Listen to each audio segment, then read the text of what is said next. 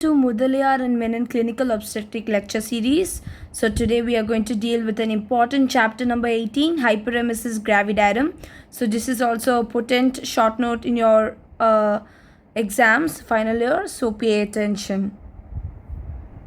Now, so first dealing on with the definition of hyperemesis gravidarum. Hyperemesis gravidarum is defined as vomiting in pregnancy. It's vomiting in pregnancy which is severe enough to produce, just as the key words guys, dehydration, weight loss, ketosis from starvation, and warranties hospitalization. So this is the perfect definition for hyperemesis gravidarum.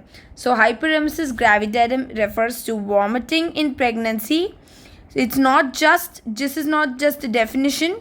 So vomiting in pregnancy which is going to be severe enough to produce dehydration, weight loss, and ketosis. Very important, all these three things. Okay, dehydration, weight loss, and ketosis. Why ketosis? Ketosis from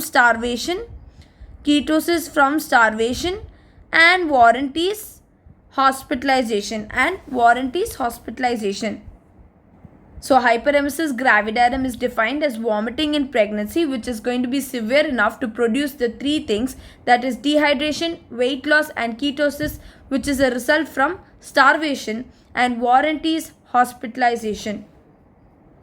Now, what are the features of physiological vomiting in pregnancy? So let's look at the features of physiological vomiting in pregnancy. The vomiting usually starts early in pregnancy at 6 to 8 weeks. So when is the onset? The onset of vomiting in pregnancy is early. That is, it starts by 6 to 8 weeks. Very early, okay? 6 to 8 weeks it starts. And in most cases, the vomiting passes off by the week of 12. Okay? So from 6 to 8 weeks, the vomiting passes off by it passes off by 12 weeks. Okay, by the week 12. Now, though in some it may persist in the second trimester. So usually the onset of vomiting is around 6 to 8 weeks, and the vomiting passes off or it stops by 12 weeks. But in some it may persist in even the second trimester. However, vomiting is often mild with no appreciable weight loss. So this is the normal vomiting. I'm talking about the normal physiological vomiting in pregnancy. So the normal physiological vomiting in pregnancy, the onset will be 6 to 8 weeks and it lasts up till 12 weeks. Or it may sometimes persist up till second trimester. But the main thing you need to know is vomiting in a physiological vomiting will be always mild with no appreciable weight loss. Weight loss will not be there in a physiological vomiting. Now, next moving on to the etiology. Excessive vomiting in pregnancy is more common in primi gravida. Okay, if it was the first pregnancy, definitely because she is new to the pregnancy, the body is going to have excessive vomiting. So excessive vomiting in pregnancy is common in primi gravida than in multipara. So first etiology is primi gravida. Next is high or rapidly rising levels of human chorionic gonadotropin. So the second one is high, okay, human chorionic. Remember guys, very important, the key hormone that is going to be responsible for producing hyperemesis gravidarum is our beta HCG. So in what all conditions, if the beta HCG is going to be increased, then hyperemesis gravidarum is going to be present. Vomiting is going to be increased. Example, more number of pregnancy, multigravida, what will happen? There is more amount of beta HCG produced. So that is why excessive vomiting is seen in more commonly in primi gravida than in multipara. The second one is rapidly rising levels of HCG. Okay, HCG, that is human chorionic gonadotropin, and physiological basis. Okay, the third etiology is physiological basis. Okay, physiological basis. And the next etiology is the normal one. See, you should not stick that any pregnant woman coming, it's going to be any pregnant woman with vomiting, it's going to be hyperemesis gravidarum. No. Okay, it's going to be pregnancy vomiting. No, it can be, you can rule out the other causes also, like the GI dysfunction. So gastrointestinal dysfunction, it produces vomiting. Then you have hepatic dysfunction. Okay, any kind of liver like hepatitis can produce vomiting. So any hepatic dysfunction. And H pylori infection, obviously H pylori infection, you're going to have vomiting. Vestibular dysfunction, okay, so yeah, vestibular dysfunction can also lead on to dizziness, tinnitus and vomiting, right? And genetic. So very important cause you need to remember here is primigravida, HCG hormone, increased levels, psychological basis. I'm sorry, this is not physiology, it's psychological.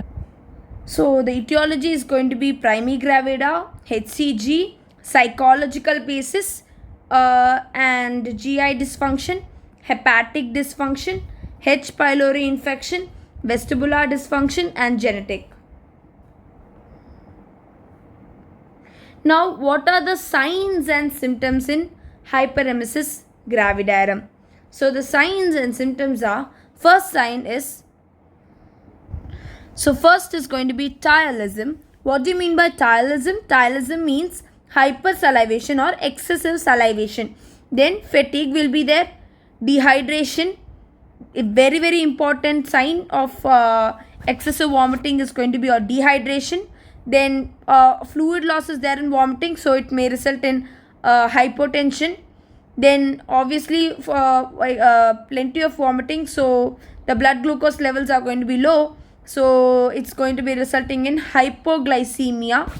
And then weakness, definitely all this will result in weakness and dizziness, sleep disturbance, gradual loss of weight, depression, anxiety and irritability.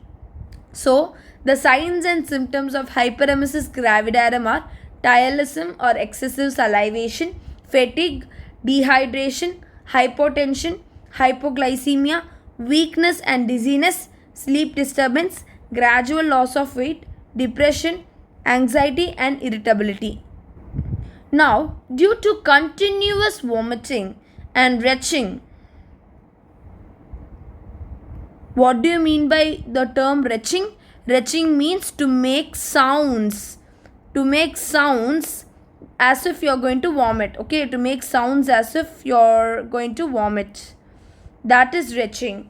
So, due to continuous vomiting and retching, the patient may present with hematemesis. What is hematemesis? Blood in vomitus. See, they people who vomit, they produce lot of very groany sounds, and these sounds can be very harsh, that it can result in blood in vomitus, leading to hematemesis. Why? Because of the tears in the esophagus. So very important, due to continuous vomiting and retching, the patient may present with hematemesis. Why they present with hematemesis? Due to the tears in the esophagus. All because of continuous retching, they produce tears in the esophagus. Tears. Now the patient can also develop pneumothorax because of this. Now if a woman presents with depression, peripheral neuritis, confusion, ataxia, nystagmus and psychotic features, Wernicke's encephalopathy due to thiamine deficiency should be suspected. Very important. Even in medicine you will be learning this cause, Wernicke's encephalopathy. Encephalopathy must be suspected. Very important cause. So suppose if a woman is coming with depression, peripheral neuritis, confusion, ataxia and all of these things, any kind of psychotic features, definitely you need to rule out thiamine deficiency. And thiamine deficiency will result in what? thiamine deficiency will be resulting in Wernicke's encephalopathy. And when the patient develops starvation ketoacidosis, the patient may present with a ketotic breath. So if you are finding the pregnant lady having ketotic breath, what should you suspect? You need to suspect starvation ketoacidosis. Very important. Now let's look on to the metabolic changes that are associated with hyperemesis gravidarum. So what are all the metabolic changes? What are all the metabolic changes that you will be looking in a hyperemesis gravidarum patient? The first metabolic stage, very important, is starvation. Starvation and depletion of glycogen stores. It will also be resulting in hypoglycemia. Starvation and depletion of glycogen stores leads to increased production of ketone bodies, resulting in starvation ketosis. Starvation ketosis, and it may result in hypoglycemia, hypoproteinemia, and hypovitaminosis. All are depleted. Glucose is less, hypoglycemia, protein is less, hypoproteinemia, and vitamins are also lost, that is hypovitaminosis. And next one, you have hypokalemia. Very important. Vomiting, excess vomiting, there is excess fluid loss. Excess fluid loss will result in hypokalemia. Hypokalemia will result in what? Hypotension, right? Hypokalemia will be resulting in hypotension. And very important, hyponatremia also. And the next one is hemoconcentration is going to be there. Okay, excessive fluid loss. So excessive fluid loss, what will happen? There is going to be hemoconcentration. If there is excessive fluid loss in vomiting, it results in hemoconcentration, and this is occurring due to dehydration. Why hemoconcentration is occurring? Excessive fluid loss will result in dehydration, and dehydration will be resulting in hemoconcentration. Now, hepatic dysfunction. Next change is hepatic dysfunction and elevated liver enzymes. Very important metabolic change. There is going to be the liver will be failed. Okay, so hepatic dysfunction will be there, and because of which there is going to be elevated liver enzymes. Now let's move on to the investigations. So how are I going to investigate a pregnant lady who's having hyperemesis gravidarum? Now all these investigations are must known, very important. So now let's look at, definitely the basic ones are hypoglycemia. To rule out the cause of hypoglycemia, you are going to look for the blood sugar levels. And to rule out starvation ketoacidosis, first is to rule out starvation ketoacidosis. So there is urine analysis for ketones and specific gravity is going to be taken. So urine analysis for ketone and specific gravity is the first investigation. The second one, to rule out hypoglycemia. So to rule out hypoglycemia, you will be looking for the blood sugar levels. And then like any serum electrolyte imbalance like hypokalemia or hyponatremia, all for this you are going to look for the serum electrolytes level.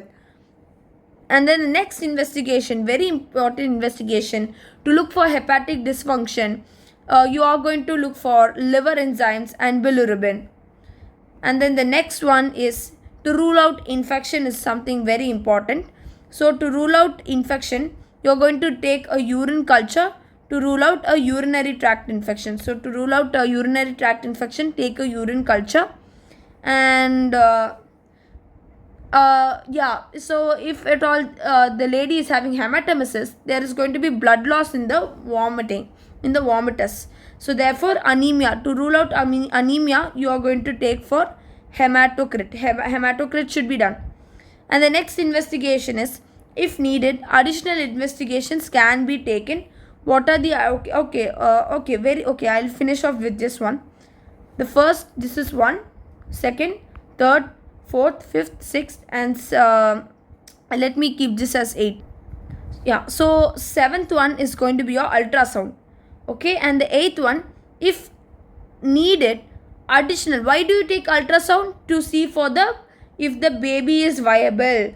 okay, to rule out molar pregnancy, to rule out any other ectopic pregnancy.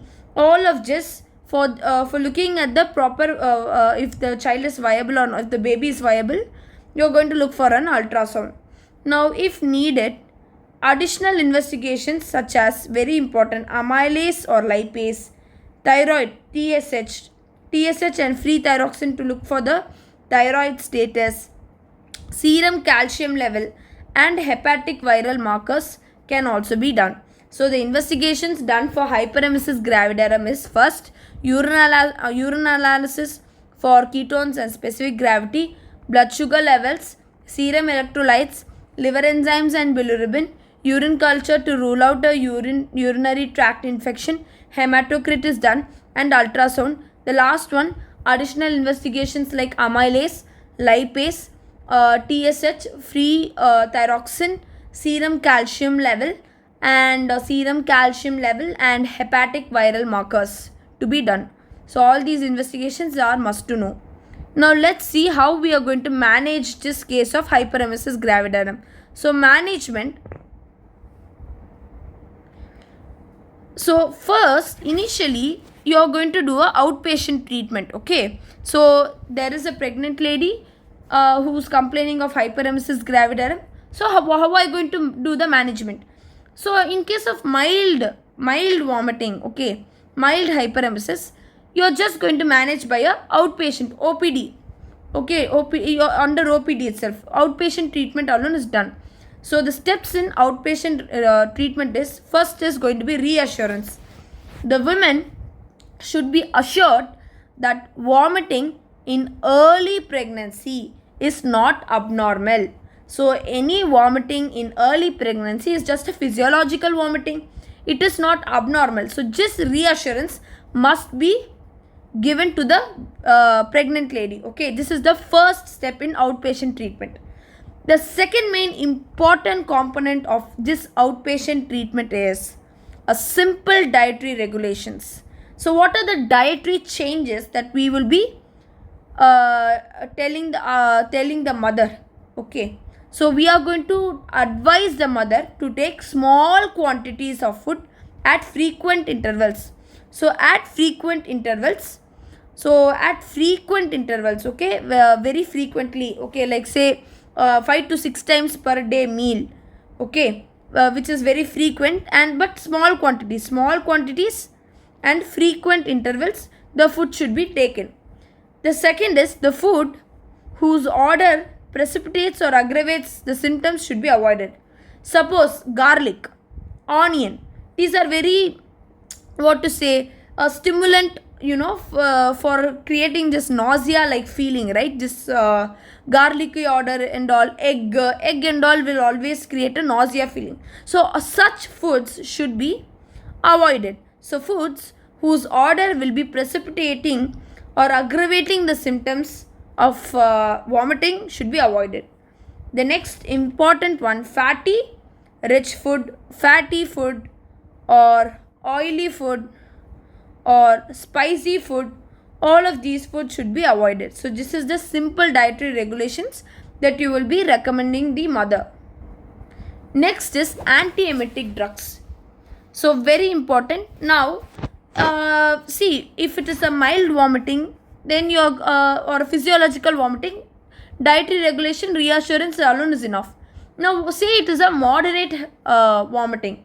So moderate vomiting means you have to go for antiemetic drugs. Meclizine, okay, remember meclizine 25 milligram at bedtime is given and during the day if needed. So generally meclizine 25 milligram is given during bedtime. Okay, meclizine 25 milligram is given during bedtime. But if at all they need, they can take it in day also. The next drug is doxylamine. So doxylamine is going to be 10 milligram. So doxylamine is 10 milligram and it is given up to a maximum of 4 times a day. So what is the maximum dose? Doxylamine is given 10 milligram, maximum of 4 times a day. Okay, 4 times a day. So meclizine was one time a day, bedtime 25 milligram. Doxylamine 4 times a day, maximum, and 10 milligram. Next is prochlorperazine is 5 milligram. Prochlorperazine. So what is this drug dose? Prochlorperazine drug dose is 5 milligram. The next important one is vitamin B6. So vitamin B6 pyridoxine, sometimes according to the American Obstetric and Gynecology, pyridoxine is also recommended as the first line antiemetic drug. So very important, pyridoxine, vitamin B6 is a antiemetic drug. So 4 important antiemetic drugs are given here. Meclizine 25 milligram bedtime, doxycycline 10 milligram, maximum 4 times a day, prochlorperazine 5 milligram, and vitamin B6 pyridoxine. Okay, now even after giving hospitalization, the vomiting is not subsided. So the pregnant lady is complaining that the vomiting is not at all subsiding, and she's symptoms are also very severe. Weight loss is there, all of these. Now what you are going to do is, the next immediate step will be hospitalization. Now now you are going to do hospitalization. Under hospitalization, the first important step will be to correct the electrolyte imbalance, especially if she is suffering with dehydration, hyponatremia, hypoglycemia, all of this. First step is going to be to correct the electrolyte imbalance. The second important step is to replace the depleted glycogen stores. So the second important step is going to be to replace the depleted glycogen stores. And the third step is going to be to correct the acidosis, especially starvation ketosis will be causing acidosis, and therefore you have to correct acidosis. The fourth step will be the patient should be asked to rest, and all feeding by mouth, okay, all kind of feeding by mouth, because whatever she is taking orally, she is going to vomit. Therefore all the feeding by mouth must be stopped for at least around 24 to 48 hours. So there are 4 major steps in hospitalization. First is to correct the electrolyte imbalance. Second is to replace the depleted glycogen stores. Third is to correct the acidosis. Fourth is the patient should be asked to rest, and all feeding by mouth must be stopped for at least 24 to 48 hours. Okay, so these 4 basic steps should be done in hospitalization. Now, how are we going to manage vomiting in pregnancy? Now, vomiting is going to, when it is interfering with daily routine, vitamin B6, okay, vitamin B6 10 to 30 milligram should be given QID, okay. So, like 4 times a day, pyridoxine, vitamin B6 10 to 30 milligram is going to be given. And if the symptoms still persist for more than 48 hours, you need to add antihistamine to this pyridoxine, okay. Antihistamine is going to be given. Very, very important. What are the antihistamines? Doxylamine and promethazine. What are the doses? Very important. Both the doses, both doxylamine, these are antihistamines, doxylamine and promethazine, both the doses are going to be the same, 12.5 milligram. How many times a day? 4 times a day, QID. Okay, doxylamine and promethazine is given 12.5 milligram QID. And if vomiting still persists, then we are going to give metoclopramide 5 to 10 milligram 8 hourly, okay, IV. Very, very important. If even after giving antihistamines orally, it is not, the vomiting is going to still persist, then we are going to move on to IV. What are we going to give? We are going to give metoclopramide. Metoclopramide. And this metoclopramide, what is the dose? 5 to 10 milligram. And it is given 8 hourly. Okay, very, very important. Metoclopramide 5 to 10 milligram 8 hourly IV fluid. And next is the patient if dehydrated or weight loss is there. If suppose the patient is having dehydration and weight loss, then we will be giving IV fluids. Remember, in what IV fluids? Normal saline. So normal saline is given. Okay, so dehydrated or weight loss patient, we will give IV fluids, and then we are going to add an injection thiamine. Now pyridoxine again orally you can't give because the vomit still persists. You gave IV metoclopramide. Now if dehydrated, you are going to also, along with IV fluids, you are going to add injection thiamine 100 milligram IV daily. So IV thiamine is given 100 milligram daily. And ondansetron is 8 milligram hourly. Okay, so yeah, IV is given. Ondansetron 8 milligram hourly IV is given. And then the third drug is methylprednisolone, which is 16 milligram thrice daily for 3 days. Then you are going to taper. And the last one is parenteral nutrition is given. So how the nutrition will be given? Parenteral nutrition. The last one is very important. So the last step is very important. If a patient is dehydrated or weight loss patient, you are going to administer IV fluids, injection thiamine 100 milligram IV daily, ondansetron 8 milligram hourly IV, hourly is given, and methylprednisolone 16 milligram thrice daily for 3 days, and then you are going to taper. And the last one, you are going to do a parenteral nutrition. So I am going to revise this algorithm for the management of vomiting in pregnancy. Vomiting interfering with daily routine, you are going to give pyridoxine 10 to 30 milligram 4 times a day. And if symptoms are persisting for more than 48 hours, you are going to add antihistamines like doxylamine and promethazine. Both the dose is going to be 12.5 milligram QID 4 times a day. And if the vomiting is going to be still persisting, then you are going to give injection metoclopramide 5 to 10 milligram 8 hourly. And if the patient is dehydrated and weight loss is there, you are going to administer IV fluids, mostly normal saline, and then you are going to add injection thiamine 100 milligram IV daily, and ondansetron 8 milligram hourly IV, or methylprednisolone 18 milligram TDS for 3 days and then taper. And the last thing, you are going to administer parenteral nutrition. So the management of vomiting in pregnancy, oral intake is going to be started if vomiting has been controlled for 24 hours. So if the vomiting is going to be controlled, you are giving antiemetics and the vomiting is controlled for 24 hours, means that is when oral intake should be started. So for oral intake, the vomiting should be controlled for 24 hours. To begin with, small quantities of fluids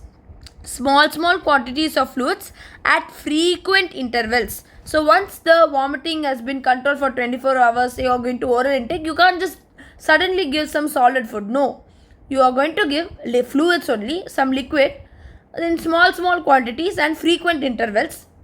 And within a few days, the patient should be brought. Very important, within a few days, the patient should be brought back to a solid diet regimen. So after a few days, after subsiding vomiting and all, after taking fluids and all, the patient must be brought within few days to the solid diet. Very rarely, the deteriorating condition of the patient may require the termination of pregnancy. That's very rare. It's very unfortunate also. So for hyperemesis gravidarum, you don't have to go for termination of pregnancy. It's very rare. Now let's move on to the differential diagnosis. Very important. So the differential diagnosis are gastroenteritis, very common. What are all the DDs for vomiting that you have studied in medicine? So gastroenteritis, cholecystitis, pyelonephritis, hepatitis, ketoacidosis, any medical or surgical condition with vomiting. So gastroenteritis, cholecystitis, pyelonephritis, hepatitis, ketoacidosis, or any other medical or surgical condition with vomiting is going to be your differential diagnosis. Now, let me list the main complications of hyperemesis gravidarum. You have to remember this chart. So, hyperemesis gravidarum, this is the take-off home message for you. Hyperemesis gravidarum, you just vomiting in pregnancy, you should not leave it very simple, because these are all the complications it can result to, starting from liver dysfunction, renal failure. See, these two are very, very severe complications. Liver dysfunction, renal failure, electrolyte imbalance, ketosis, stress ulcers, hematemesis due to Mallory Weiss tears.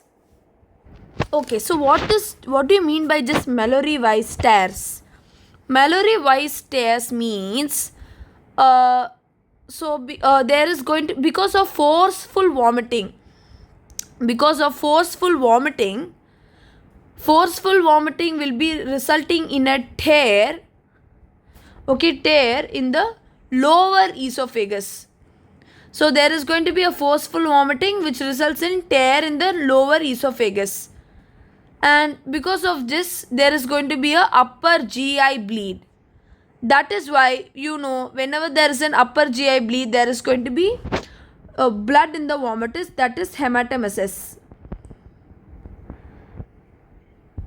So what is Mallory Weiss tears? Forceful vomiting result in tear in the lower esophagus, that is known as Mallory Weiss tears, and this will result in upper GI bleed and hematemesis.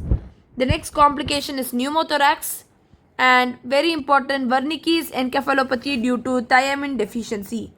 So first one, liver dysfunction, second is renal failure, third is electrolyte imbalance, fourth is ketosis, fifth is stress ulcers, hematemesis due to Mallory Weiss tears, and pneumothorax, and Wernicke's encephalopathy due to thiamine deficiency. That's all in this chapter. Yeah, so all these 8 complications are must know. So we have covered hyperemesis gravidarum. Any doubts in this chapter you can post in the comment section. And to know to know more information about this Mudaliar and Menon obstetrics, and if you want to watch more videos and if it was useful, please do like, subscribe and share this channel. Thank you.